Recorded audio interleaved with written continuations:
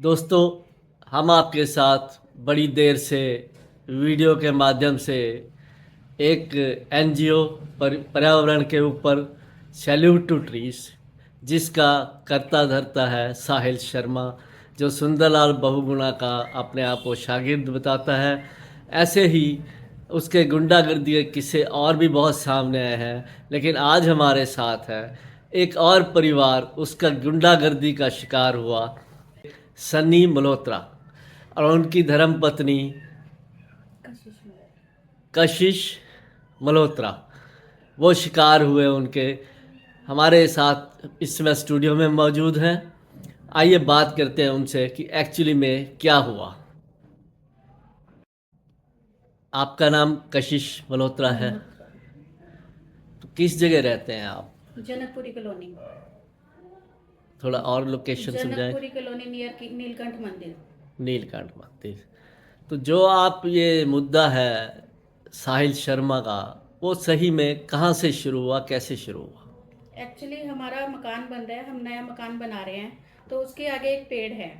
हमने पेड़ की छटनी करवाई थी 3 तारीख को। अभी पेड़ की छटनी हो ही रही थी कि ये साहिल शर्मा नाम का लड़का हमारे घर आया। नहीं, छटनी के लिए आपने किसी अथॉरिटी को हमने अप्रोच किया? कमेटी में दी हुई थी, कमेटी में बात की हुई थी। अच्छा जी। हाँ जी। तो वहाँ पे बिजली बोर्ड से भी हमने परमिशन ली थी, हमारे पास बिजली बोर्ड के भी बंदे आए थे। यानी कि ऑथराइज्ड लोग कर रहे हाँ थे। जी। हमारी लाइट भी पीछे से हमने लाइट भी ऑफ करवाई थी।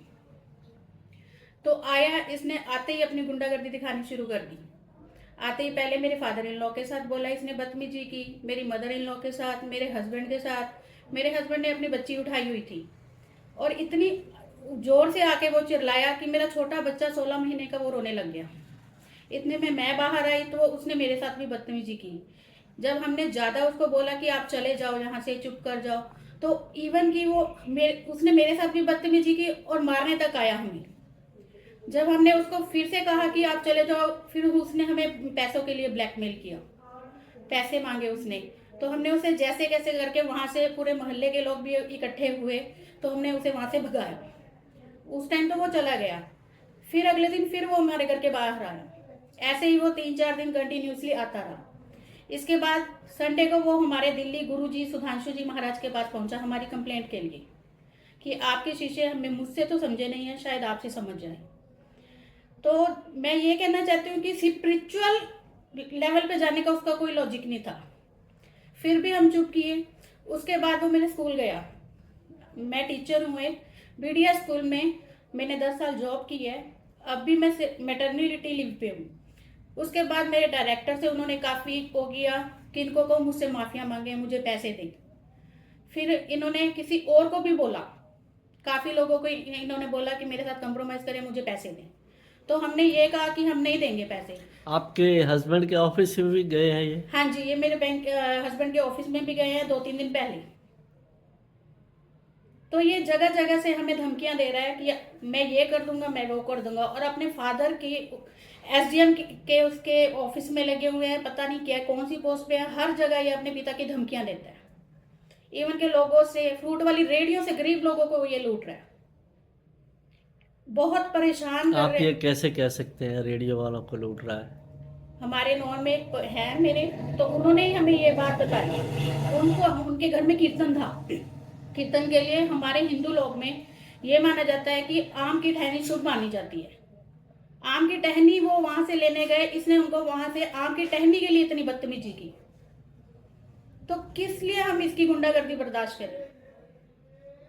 हर किसी को इसने दुखी किया, पूरा राजपुरा इससे परेशान है।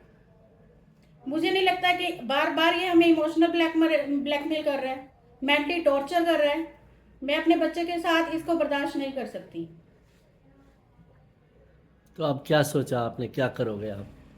तो मैं तो कानून से, पुलिस प्रशासन से, म्यूनिसिपल कमेटी से यही रिक्वेस्ट करती हूँ कि इसको कैसे भी सबक सिखाया जाए।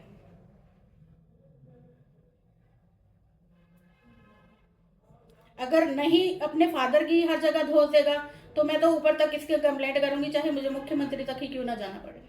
तो अभी तक क्या एक्शन लिया आपने? अभी हमने पुलिस कंप्लेंट भी डाली हुई है। पुलिस कंप्लेंट भी डाली है।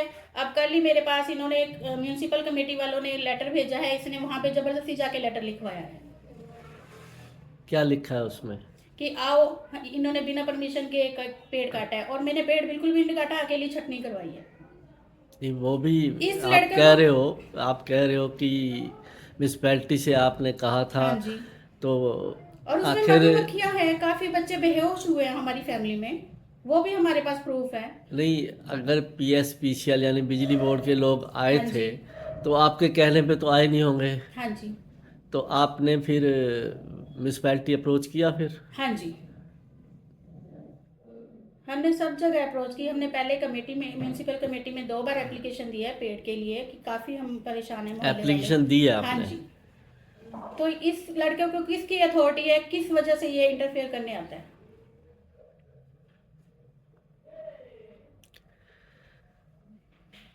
शुक्रिया।